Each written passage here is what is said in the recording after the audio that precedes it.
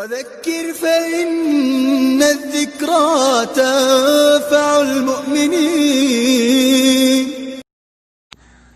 ابھی تک آپ نے مولانا مفتی عبدالقیوم عتیق صاحب مظاہری کے آفیشیل چینل کو سبسکرائب نہیں کیا ہو تو سبسکرائب کر لیں اور بیل آئیکن کو پریس کر دیں تاکہ ہماری ہر نئی ویڈیو کی نوٹیفیکیشن آپ کو جلد سے جلد مل جائے۔ جزاک اللہ۔ اعوذ باللہ من الشیطان الرجیم، بسم اللہ الرحمن الرحیم۔ انا اعطیناک الکوثر فصل لربک وانحر ان شانئک هو الابتر۔ یہ سورۃ الکوثر ہے۔ اللہ تعالیٰ نے اس سورت کے اندر حضور اکرم صلی اللہ علیہ وسلم کے مقام و مرتبے کو واضح کیا ہے اور آپ کی ذمہ داری اور منصب کو بیان فرمایا ہے، اور اسی طرح اللہ تعالیٰ نے کفار اور مشرکین کے انجام کو بھی بتلایا ہے۔ اس سورت کا شان نزول یہ ہے کہ جب نبی رحمت صلی اللہ علیہ وسلم کے صاحبزادے حضرت قاسم کا انتقال ہو گیا تو عاص بن وائل اور دوسرے مشرکین یہ کہنے لگے کہ محمد تو ابتر ہو گئے، مقطوع النسل ہو گئے، آپ کی کوئی اولاد نہیں ہے۔ یہ طعنہ دینے لگے، آپ کو تکلیف پہنچانے لگے۔ ظاہر ہے جب اولادی نہیں رہے گی تو جس دعوت کو لے کر ہمارے پاس آئے ہیں اور جس اسلام کو یہ ہمارے سامنے پیش کرتے ہیں، جب آپ کی اولادی نہیں رہے گی تو پھر یہ کام کیسے آگے چلے گا، کیسے بڑھے گا؟ تو یہ طعنہ کفار اور مشرکین دیا کرتے تھے۔ رسول اللہ صلی اللہ علیہ وسلم کو اللہ تعالیٰ نے سورہ کوثر نازل فرما کر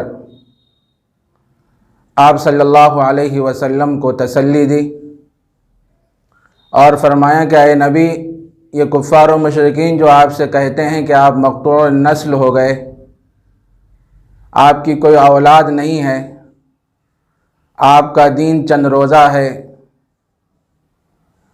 یہ جو کہتے ہیں ان کو کہنے دیجئے اللہ تعالیٰ نے آپ کو بہت سی نعمتوں سے سرفراز فرمایا ہے۔ وہ ایسی نعمتیں ہیں جو کسی اور کو عطا نہیں کی گئی۔ اس سورے کے اندر اللہ تعالیٰ نے نبی اکرم صلی اللہ علیہ وسلم کو تسلی دی ہے۔ انا اعطیناک الکوثر، اے پیغمبر ہم نے آپ کو کوثر عطا فرمائی ہے۔ کوثر کے معانی اور مطالب میں مفسرین نے بہت سے اقوال بیان فرمائے ہیں اور بہت سے اسرار اور حکمتیں بیان فرمائی ہیں۔ کوثر کے کئی معانی علماء نے بیان فرمائے ہیں، ان میں سے چند میں آپ کے سامنے پیش کرتا ہوں۔ اے نبی صلی اللہ علیہ وسلم، اللہ تعالیٰ نے آپ کو علم کثیر عطا فرمایا ہے۔ کوثر سے مراد علم کثیر، وہ علوم عطا فرمائے جو حضرت آدم سے لے کر حضرت عیسیٰ علیہ السلام تک کسی نبی کو نہیں دیے گئے، وہ علوم آپ کو دیے گئے، وہ علم کثیر آپ کو دیا گیا۔ اور بعد میں بھی کسی کو وہ علم نہیں عطا کیا جائے گا۔ ایک معنی تو اس کا یہ ہے۔ دوسرا معنی یہ ہے کہ مطلب یہ ہے کہ اے نبی، ہم نے آپ کو خیر کثیر عطا فرمایا۔ خیر کثیر میں 5 وقت کی نمازیں ہیں، اور اللہ تعالیٰ نے آپ کو معراج عطا فرمایا، اپنے پاس بلایا اور دیدار کرایا۔ اتنی بڑی دولت ہے، اتنی بڑی دولت ہے، کسی نبی کو اللہ نے اتنی بڑی دولت سے سرفراز نہیں فرمایا۔ کوثر کا ایک معنی اور یہ بھی ہے کہ 1,24,000 انبیاء کی امامت کا تاج آپ کو عطا کیا گیا۔ سفر معراج کے موقع پر آپ تشریف لے گئے، آپ کا جب بیت المقدس جانا ہوا، وہاں آپ نے جو انبیاء کی امامت عطا فرمائی، انبیاء کی جو امامت فرمائی، یہ انبیاء کی امامت کا تاج بھی آپ کو عطا کیا گیا۔ اور کوثر کے معنی ایک یہ بھی ہے کہ آپ کو امت کثیر عطا کی گئی، بڑی امت آپ کو دی گئی ہے۔ حدیث میں آتا ہے قیامت کے دن بہت سے انبیاء اللہ کے دربار میں حاضر ہوں گے۔ کچھ انبیاء تو ایسے ہوں گے کہ جن کی امت صرف 2 ہوگی، بعض انبیاء کے ساتھ 4 ہوں گے، بعض کے ساتھ 9 ہوں گے، بعض کے ساتھ کچھ اور ہوں گے، لیکن اللہ تعالیٰ نے آپ کو امت کثیر عطا فرمائی ہے۔ اسی واسطے حدیث میں آتا ہے، نبی اکرم صلی اللہ علیہ وسلم نے ارشاد فرمایا، فَإِنِّي مُكَاثِرٌ بِكُمُ الْأُمَمَ، میں قیامت کے دن اپنی امت پر فخر کروں گا، اللہ نے مجھے امت کثیر عطا فرمائی ہے۔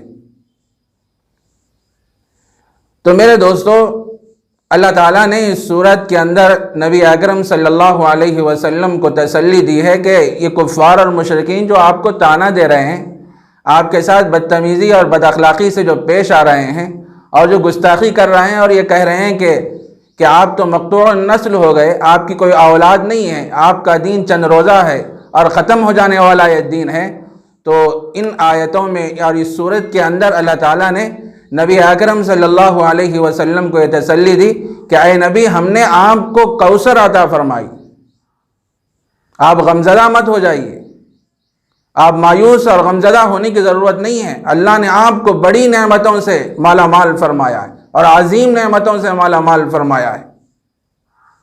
بعض علماء نے یہ بھی بیان فرمایا ہے کہ کوثر سے مراد قرآن مجید اللہ تعالیٰ نے آپ کو عطا فرمائی۔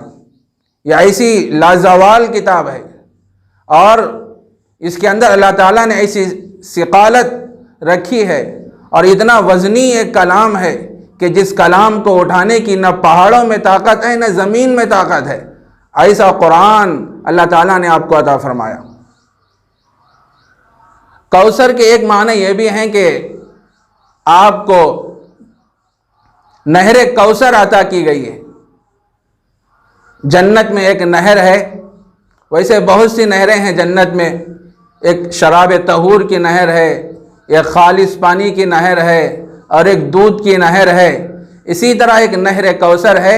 اس نہر سے صرف حضور اکرم صلی اللہ علیہ وسلم کی امت سیراب ہوگی۔ تو اللہ تعالیٰ نے سورہ کوثر کے اندر یہ بات بیان فرمائی کہ اے پیغمبر، ہم نے آپ کو کوثر عطا فرمائی ہے، ایسی عظیم الشان نعمتوں سے ہم نے آپ کو سرفراز فرمایا ہے۔ آپ ان کے باتوں سے اپنے تنگی محسوس مت کیجئے، اور یہ لوگ اگر طعنہ دے رہے ہیں تو طعنہ دینے دیجئے، لیکن ہم نے آپ کی تسلی کے لیے اتنی بڑی دولتیں اور نعمتیں آپ کو عطا فرمائی ہیں۔ تو انا اعطیناک الکوثر، بے شک ہم نے آپ کو کوثر عطا فرمائی۔ فصلی لربک وانحر، پس آپ اپنے رب کے لیے نماز پڑھیے اور قربانی کیجیے۔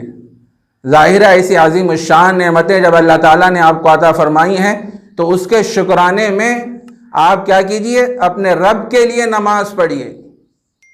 نماز اہم العبادات ہے، عبادتوں میں سب سے اہم عبادت نماز ہے۔ حدیث میں آتا ہے نبی اکرم صلی اللہ علیہ وسلم نے ارشاد فرمایا ان اول ما یحاسب به العبد یوم القیامہ الصلاۃ، قیامت کے دن سب سے پہلے جس چیز کا حساب لیا جائے گا وہ نماز کا حساب لیا جائے گا۔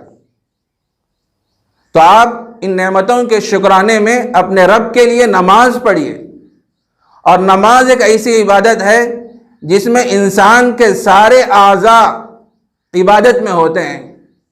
آنکھ بھی عبادت میں ہوتی ہے، ہاتھ بھی عبادت میں ہوتے ہیں، پیر بھی عبادت میں ہوتے ہیں، دل بھی اللہ کی طرف متوجہ ہوتا ہے، دماغ بھی اللہ کی طرف متوجہ ہوتا ہے۔ پورے خشوع اور خضوع کے ساتھ ہم کیا ہے اللہ کے دربار میں کھڑے ہو کے نماز پڑھتے ہیں۔ تو آپ اس کے شکرانے میں ایک کام کیجئے کہ فَصَلِّ لِرَبِّكَ، اپنے رب کے لیے نماز پڑھیے۔ دوسرا کام یہ ہے کہ وَنْحَرْ، اور قربانی کیجئے۔ تو پہلی جو آیت ہے اِنَّا أَعْطَيْنَاكَ الْكَوْثَرَ، اس میں رسول اللہ صلی اللہ علیہ وسلم کے مقام اور مرتبے کو بیان کیا گیا۔ فَصَلِّ لِرَبِّكَ وَانْحَرْ، اس آیت کے اندر اللہ تعالیٰ نے آپ کے منصب اور ذمہ داری کو بیان فرمایا کہ آپ اپنے رب کے لیے نماز پڑھیے اور قربانی کیجئے۔ قربانی بھی اللہ کے لیے ہونا چاہیے۔ ان صلاتی و نسکی و محیای و مماتی للہ رب العالمین، بے شک میری نماز، میری قربانی، میرا جینا، میرا مرنا سب اللہ ہی کے لیے ہے۔ کفار اور مشرکین جو قربانیاں کیا کرتے تھے وہ بتوں کے نام پہ قربانی کرتے تھے، اور کعبۃ اللہ کی دیواروں پر خون لا کے لگا دیا کرتے تھے۔ تو اللہ تعالیٰ نے نبی اکرم صلی اللہ علیہ وسلم سے فرمایا اے نبی آپ اپنے رب کے لیے نماز پڑھیے اور قربانی بھی اللہ کے لیے کیجیے۔ قربانی ایک اہم عبادت ہے، بلکہ اسلام کے شعائر میں سے ہے۔ اور حدیث میں آتا ہے، حضرت عائشہ صدیقہ رضی اللہ تعالیٰ عنہ بیان فرماتی ہیں اللہ تعالیٰ کو ابن آدم کا کوئی عمل قربانی سے زیادہ محبوب نہیں ہے۔ ایام قربانی میں قربانی سے زیادہ کوئی عمل اللہ کے نزدیک محبوب نہیں ہے۔ اور قربانی کا جانور قیامت کے دن اپنے سینگوں، بالوں اور کھروں کے ساتھ زندہ ہو کر آئے گا، اور جن جانوروں کو ہم اللہ کے نام پر ذبح کرتے ہیں جب اس کا قطرہ زمین پر گرتا ہے تو وہ اللہ کے رضا اور مقبولیت کے مقام پر پہنچ جاتا ہے۔ تو خوش دلی کے ساتھ قربانیاں کیا کرو، اللہ کے نبی علیہ السلام نے بیان فرمایا۔ تو اللہ کے نبی علیہ السلام کو اللہ تعالیٰ نے یہ بات ارشاد فرمائی اور آپ کے منصب اور ذمہ داری کو بیان فرمایا، فَصَلِّ لِرَبِّكَ وَانْحَرْ، پس آپ اپنے رب کے لیے نماز پڑھیے اور قربانی کیجیے۔ إِنَّ شَانِئَكَ هُوَ الْأَبْتَرُ، بے شک آپ کا دشمن ہی بے نام و نشان رہے گا۔ یہ لوگ جو آپ کو طعنہ دے رہے ہیں اور آپ کے ساتھ نازیبا سلوک کر رہے ہیں، یقیناً آپ کا دشمن ہی بے نام و نشان رہے گا، اس کا کوئی چرچا نہیں ہوگا، لوگ اس کو خیر سے یاد نہیں کریں گے، جب بھی یاد کریں گے تو شر سے یاد کریں گے، اور اس کا دنیا میں کوئی نیک نام نہیں رہے گا، اچھائی سے لوگ اس کو یاد نہیں کریں گے۔ برخلاف اے نبی، ہم نے آپ کے مقام اور مرتبے کو اتنا اونچا کیا ہے، اتنا اونچا کیا ہے کہ قیامت تک آپ کا تذکرہ ہوتا رہے گا۔